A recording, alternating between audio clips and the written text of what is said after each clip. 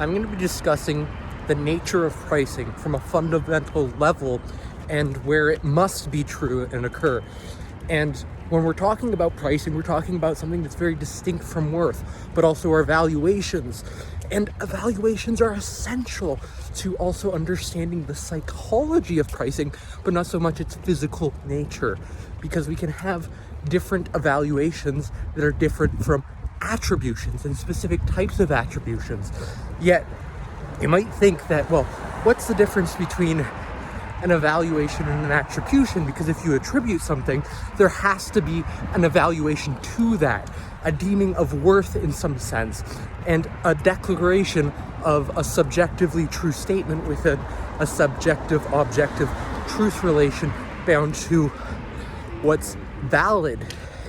in terms of a semantic proposition, and in this case particularly a quantifiable label in which we price something or deem it of a specific worth that has an exchange value associated with it, but also we ate an expenditure, right? Because if we have a good or material or any sort of currency or resource, it has a value in which, or a resource value and a metabolic expenditure to it, in which when we exchange anything or do anything, there's a cost to us, right? And some sort of loss or trade-off. It's better to think of it in terms of exchange. We no longer have access to that same resource that has distinctive or different characteristics, and we swap it for another thing, or we get some other good or material if we exchange it for something else, right? So there's a swapping of properties in relation to exchange, or at least in terms of what we're talking about, the individual X, because it could be anything, doesn't necessarily have to be material, it could also be substantive or in the form of knowledge, in terms of an exchange of,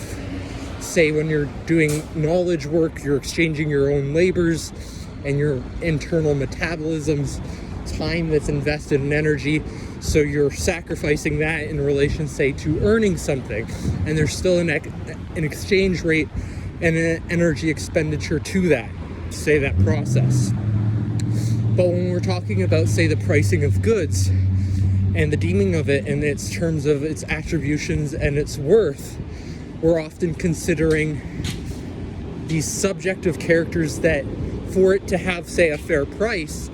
require it to become more objective and a solidified, valid, objective, functional property. So, for example, a fixed rate is that. And a fixed rate guarantees a price at a certain rate that may be associated with, say, more objective, validating factors. So, for example, the costs that it requires to make something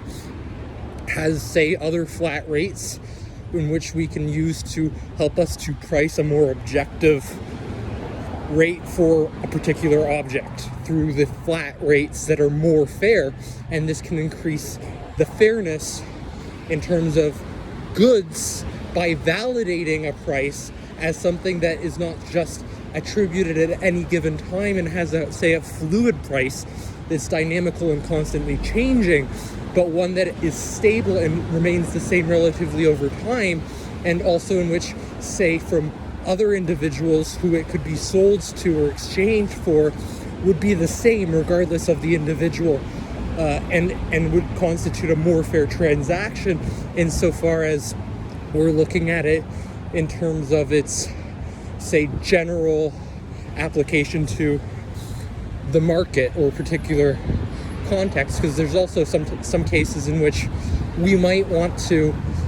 sell a good to a specific individual at a higher or a lower rate for specific reasons. Say we might increase the prices on substances that could be potentially harmful to, say, a younger individual that we might want to deter from consuming a substance that could be potentially harmful by increasing the costs. Well, in another instance, say in terms of particularly when it comes to work, there are many discounts that are available exclusively to businesses or sole proprietors or individuals who have a specific partnership or in a program and who engage in specifically a set of behaviors or consume a particular product frequently, in which they get discounted or even rewards at a fixed or intermittent rate. And these are distinct from other individuals,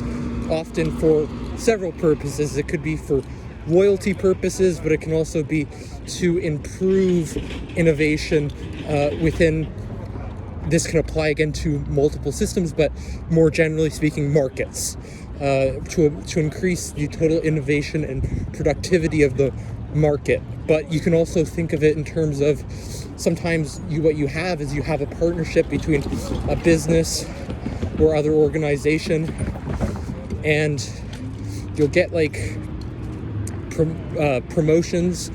or you'll have these loyalty programs form, and then that it can help the business itself. It can help other businesses depending on the partnership or the mutual alignment. But in some cases, what you have is you also have a social enterprise forming, in which you have goods and resources and materials that are being generated in abundance for individuals who say participate in these loyalty programs and who say are active consumers of a particular type of good, in which they generate abundance through that and engaging not just say one or two times, but in a pretty high frequency of consumption in regards to a particular domain specific product or good, and therefore would be able to capitalize on what that affords the individual through the affordances of the goods or whatever's being consumed within that exchange and the expenditures that are associated with that. And when we're considering pricing has a subjective component and what can be more and should be more objective for it to be fair. And we have floating pricings that are more illusory and pertain directly to the consumer in terms of how we actually go about separating worth or price. We tend to think about what things should be priced at, or what things might cost us in terms of its price. And as consumers, we're more concerned about the cost to us. So we're concerned about that expenditure and that exchange. While when it comes to actual pricing, this tends to be more on individuals who are selling something. And they have to consider, say, what it costs them initially to put that product up, or why they're putting up that product or service or whatever's being priced, which is ultimately subjective, but can be made more objective through being able to quantify aspects and set fixed rates that are valid, fair, and exist, and also agreed upon, and which we negotiate, and which also apply to the rarity as well as the functionality of the resources, whether or not it's, say, individually different and you can't get any other thing like that in that particular way, such as, say, a book that's written and has unique sentences and phrasings that come from a mind that would not otherwise, even within that particular next instant, create a text that is the exact same in every working character and operation as it did, say, prior, and which could not be written by another individual. In regards to what's a genuine, say, like philosophical book or creative work or storybook, those tend to be more priceless and tend to have values that tend to predominantly come from our own psychological evaluations and determinations, and often also conjecture and deeming of worth and price that is more fluid and dynamical. And there tends to be more, say, free and open exchange when it comes to certain intellectual works that are harder to price than, say, metal, which has more of a fixed rate but also fluctuates at a more predictable rate due to its physicality and its necessity in terms of a resource in which we've required to have set fixed rates for quite a long time within our civilization, including also literature, by the way. But both of these have different values that we perceive in regards to the good in objects, and how we go about attributing those values also varies in relation to the nature of those sources of consumption and objects or subject matter in this case, of consumption that have associated expenditures with them. A book can increase dramatically in price or drop due to the popularity or the value in terms of the truthiness, the accuracy, the importance of a text. These all increase the information. Say, even the demand of individuals wanting to be the author would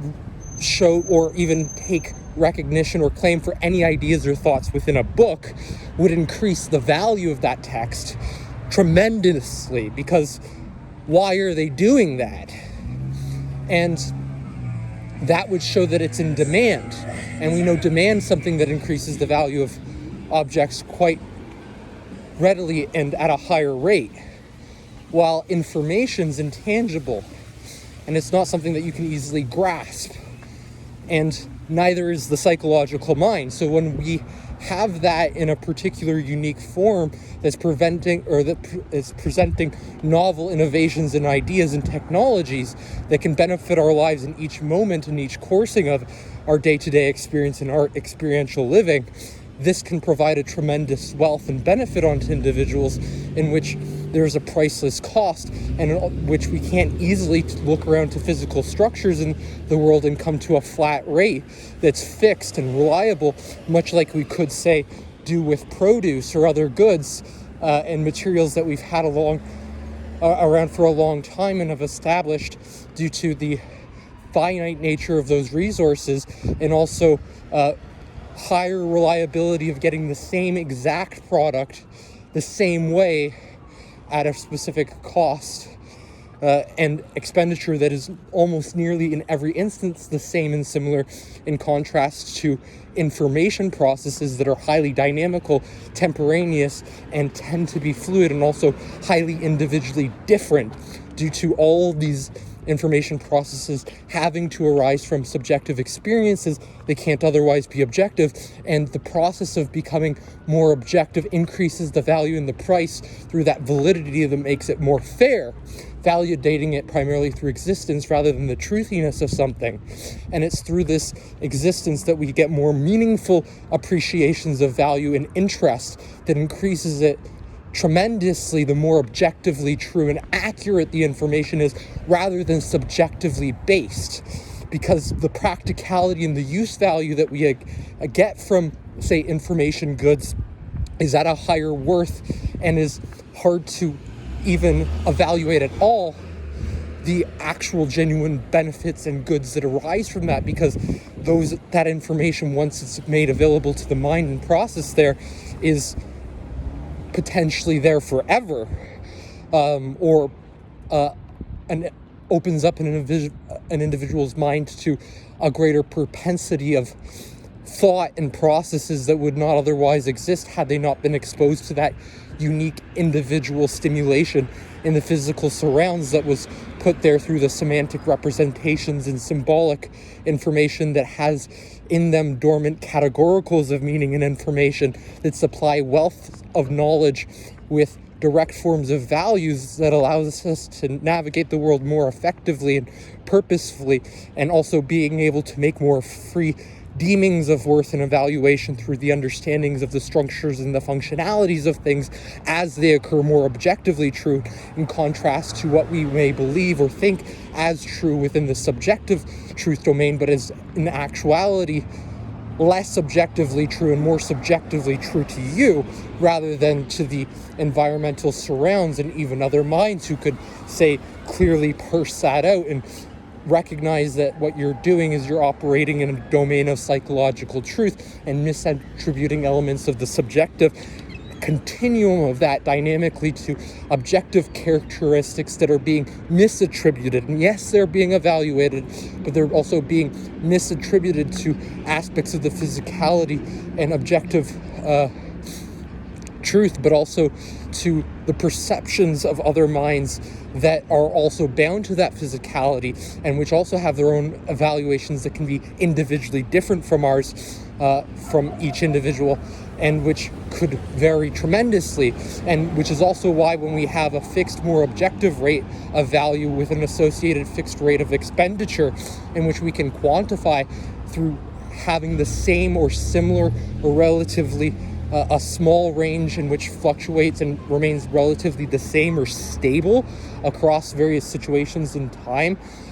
increases the fairness of markets and the validity of a fair transaction and a transaction in good conscience that specifies a specific price at a specific cost to a specific product, and which provides us with a sense of fairness that I know I will get this at a certain rate if I have X amount or I do X. And this is reliable, and unlike our attributions, which can change and morph dynamically from moment to moment, or even day to day, or throughout any point in relation to space-time and our engaging participation within it. And for whatever reason, the subjective end of our evaluations and attributions can be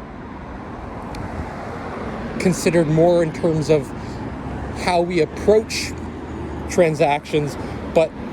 not necessarily what establishes them as valid, because we need fixed rates and we need set pricings, and set pricings require attributions that become more objective by solidifying them even through symbolic marker or representation, say by writing a cost on a sheet of paper and posting that, or even creating an advertisement with a cost that actually truly represents what you're selling in terms of the price that you've attributed to that, and which